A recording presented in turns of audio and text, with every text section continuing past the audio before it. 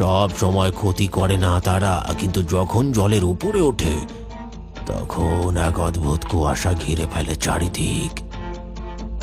সেই মুহূর্তে যদি কেউ থাকে নদীর ধারে কিংবা মাঝ নদীতে, ওরা ওরা টেনে নিয়ে যায়, আর কখনো ফেরে না তারা।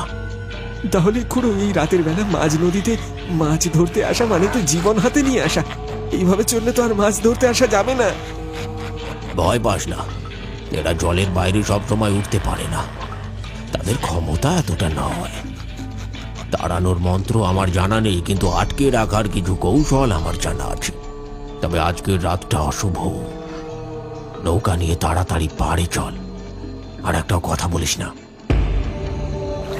খুড়োর কথা মতো ন্যাপা আর পল্টু আর দেরি না করে নৌকার পাল বইতে শুরু করল। চারিদিকে অন্ধকার ঘনিয়ে এসেছে। মাথার উপর কালো মেঘের স্তর যেন আরো ভারী হয়েছে। অতৃপ্ত পিশাচদের ছায়ামূর্তি ধীরে ধীরে জলের ওপর উঠে আসছে। মরা মাছগুলো একে একে তারা টেনে নিচ্ছে জলের গভীরে। মিঠাই খুড়োর চোখে চিন্তার ভাঁজ। তিনি হয়তো ভাবছেন এই পিশাচদের আটকানো গেছে কিছুক্ষণের জন্য। পরিবেশ কিছুটা শান্ত হলেও বাতাসে এখনো সেই তীব্র পচা গন্ধটা মোমো করছে। খুড়োর মন্ত্রশক্তির জোরে সেসব পিশাচদের কিছুক্ষণের জন্য শান্ত করা গেছে।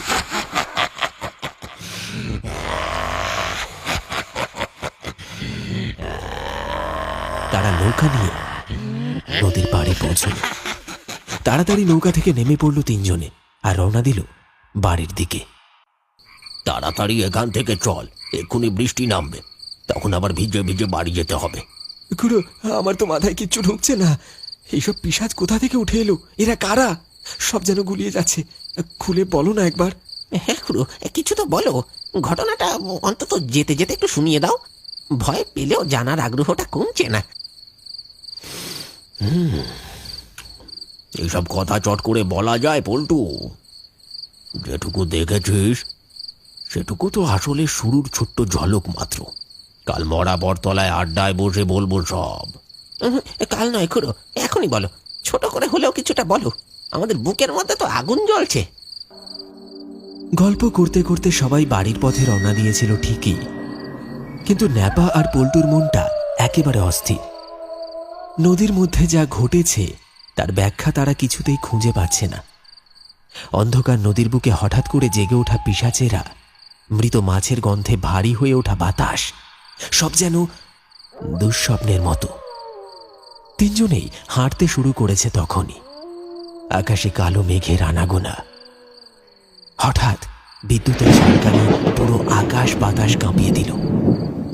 এক মুহূর্তের জন্য চারপাশ ঝলসে উঠল, আর তারপর নামলো ঝমঝমিয়ে বৃষ্টি।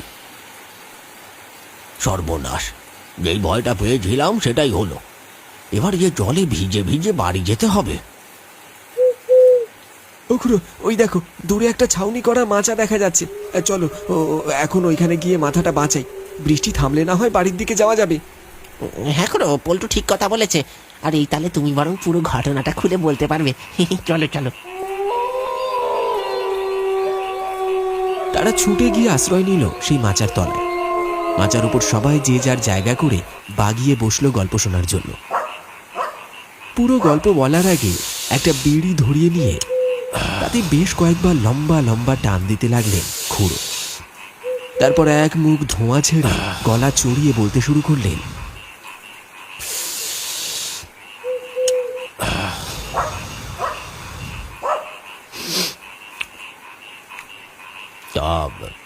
আজ থেকে 30-35 বছর আগেকার কথা। তখন বাবার সাথে এই নদীতেই মাছ ধরতে আসতুম। এইরকমই বর্ষার এক রাতে আমি আর বাবা মাছ ধরে বাড়ি ফিরছি। আকাশ কালো মেঘে ঢেকে গেল।